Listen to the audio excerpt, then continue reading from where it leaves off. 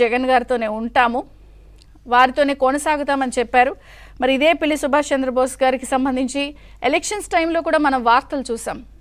ఏకంగా అసలు ఆయన జనసేనలోనే చేరతారు టికెట్ ఇవ్వకపోతే అని చెప్పి ఇలాంటి ఫీలర్స్ ద్వారా వారి అబ్బాయికి టికెట్ ఇప్పించుకున్నారని చెప్పి రకరకాల వార్తలు మనం చూసాం. బట్ ఎట్టకేలకు ఎలక్షన్స్ అయిపోయినాయి. ఇప్పుడు మళ్ళీ ఇంకొకసారి ఆయన పార్టీ మారుతున్నారన్నట్టు వార్తలు వచ్చేస్తే రాజీనామాలు చేసేసి ఏకంగా ఆయన మొత్తానికైతే మరి బుజ్జగింపుల పర్వంలో మరి బలవంత బుజ్జగింపులు అని అంటున్నారు. సో మరి తెలియాలి. వారైతే మీడియా ముందుకు వచ్చి అయోధ్య రామరెడ్డి, పిల్లి సుభాష్ చంద్రబోస్ గారు పార్టీ మారట్లేదని ముందుకు వచ్చి చెప్పారు.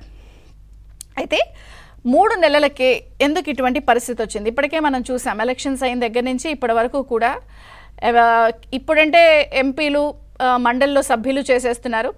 ఇంకొక పక్కన మనము కూటమి ప్రభుత్వ అధికారంలోకి వచ్చినప్పటి నుంచి జాగ్రత్తగా గమనిస్తే కార్పొరేటర్లు, మేయర్లు, చైర్మన్లు ఇలా రకరకాల స్థాయిలో ఉన్నటువంటి నాయకులందరూ కూడా పోటీ పడి మరి టీడీపీలో జాయిన్ అయిపోవడం, కూటమిలో ఉన్నటువంటి పార్టీల్లో జాయిన్ అయిపోవడం చూస్తున్నాం. ఇప్పుడు ఏకంగా అది రాజ్యసభ అలాగే మండలి వరకు వచ్చింది. ఇది ఇంకా కంటిన్యూ అవ్వచ్చు అని చెప్పి రకరకాల పేర్లు వస్తున్నాయి. ఎవరిని బుజ్జగించినా కూడా ఆగే పరిస్థితి లేదు. రేపొద్దున పూర్తి స్థాయిలో కేవలం ఇక జగన్ గారు ఒకరిద్దరు మినహా అందరూ ఖాళీ అయిపోయే పరిస్థితి గట్టిగా రావచ్చని వినిపిస్తోంది. అది లోక్సభ, అసెంబ్లీ సభ్యుల వరకు పాకినా ఆశ్చర్యపోకర్లేదంటున్నారు.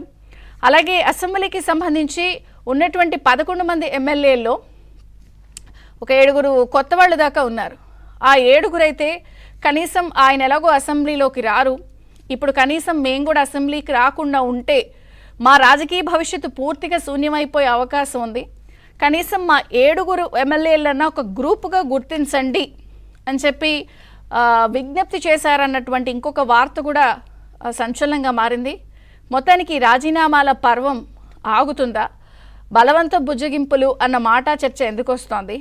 రకరకాల పేర్లు, రకరకాల రాజీనామాలకి సంబంధించి వస్తుంటే మరి ఆగే ప్రయత్నం ప్రస్తుతం ఉందా? కుటుంబం, ప్రజలతో పాటు పార్టీలో కూడా ఎందుకు జగన్ గారు ఈ స్థాయిలో బుజ్జగింపు ప్రయత్నాలు కూడా ఎందుకు ఫలించటం లేదు? మీకు గుర్తుండే ఉంటుంది ఎలక్షన్స్ టైంలో ఆయన విలువలు, విశ్వసనీయత అని మాట్లాడేవారు. అసలు విశ్వసనీయతకి నేనే కేర్ ఆఫ్ అడ్రస్ అని చెప్పేవారు. మరి ఆ విలువలు, విశ్వసనీయత చెప్పినటువంటి ఆయన పరిస్థితే విశ్వసనీయత కోల్పోయే స్థాయికి ఎందుకు వచ్చింది? మీ అందరికి గుర్తుండే ఉంటుంది జనసేన అధినేత పవన్ కళ్యాణ్ ఏం ముహూర్తాన hello AP, bye bye YCP అన్నారు. నిజంగా మరి దాన్ని చాలా సీరియస్గా పార్టీలో ఉన్నటువంటి ఎంపీలు, ఎమ్మెల్సీలు సీరియస్గా తీసుకున్నారా?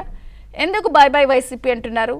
మీకో దండం, మీ పార్టీకో దండం అని ఎందుకు పెట్టేస్తున్నారు? ఎన్ని అంశాలు చర్చిద్దాం. చిన్న విరామం తర్వాత చర్చ ప్రారంభమవుతుంది. చూస్తూనే ఉండండి ఏబిఎన్.